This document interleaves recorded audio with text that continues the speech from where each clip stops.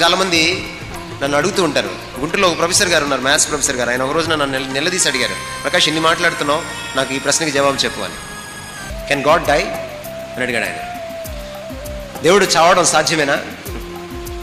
యేసు దేవుడైతే ఎలా చేస్తాడు సిలువ పైన అన్నాడు ఆయన. యేసు దేవుడిగా చనిపోలేదు సిలువ పైన, మానవుడై చనిపోయాడు సిలువ పైన.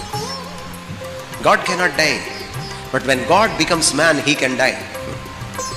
దేవుడు చావడం సాధ్యం కాదు, కానీ దేవుడు మానవుడైతే ఆ దైవ మానవుడు రావడం సాధ్యమవుతుంది. చావు అంటేనే ఎడబాటు. చావు గురించి ఆలోచించాలంటే మనం ఆరిజిన్లోకి వెళ్ళిపోవాలి. చావు పుట్టిన చోటుకి వెళ్ళాలి మనం. చావు ఎప్పుడు పుట్టింది? ఏదైనా వనంలో పుట్టింది. పాపం ఎక్కడ పుట్టిందో అక్కడ చావు పుట్టింది. అందుకనే పాపం వల్ల వచ్చి జీతం మరణం అన్నారు. నువ్వు చెప్తున్నాడు చాలా స్పష్టంగా ప్రభు.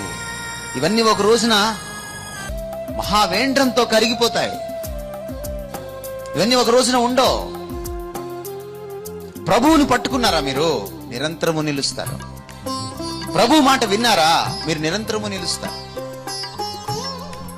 రేపో మాపో పొయ్యేదాన్ని పట్టుకొని ఊగిలాడితే మనం కూడా వాటితో కలిసిపోతాం. ఈరోజు కరోనా వచ్చింది, రేపేమొస్తుందో తెలియదు. ప్రభు రౌద్రుడైతే ఎలా దండిస్తాడో కూడా తెలియదు.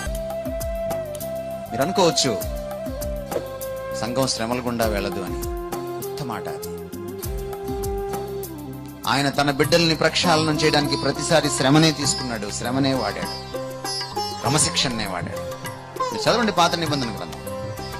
ఆయన తన నీతి దండంతో ఒక రోజున తీర్పు తీర్చబోతున్నాడు. దాంట్లోకి నా ప్రతి మాటను, నా ప్రతి ఆలోచనలో, రహస్యంలో నేను చేసిన ప్రతిక్రియను కూడా తీసుకువస్తాడు తీర్పులోకి. మీరు ఒప్పుకోరేమో.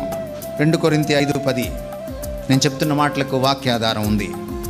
ఎందుకనగా తాను జరిగించిన క్రియల చొప్పున అవి మంచివైనను సరే చెడ్డవైనను సరే దేహముతో జరిగించిన వాటి ఫలమును ప్రతివాడును పొందినట్లు మనమందరమును. ఎవరికి రాస్తున్నాడు ఈ మాటలు? విశ్వాసులకు రాస్తున్నాడు. మనమందరమును, అన్యులు కాదు, క్రీస్తు న్యాయపీఠము ఎదుట ప్రత్యక్షము కావలేను. నీతిమంతుల సభ వేరు, అనీతిమంతుల సభ వేరు. వాళ్ళ తీర్పు వేరు, మనకి కూడా తీర్పు ఉంది.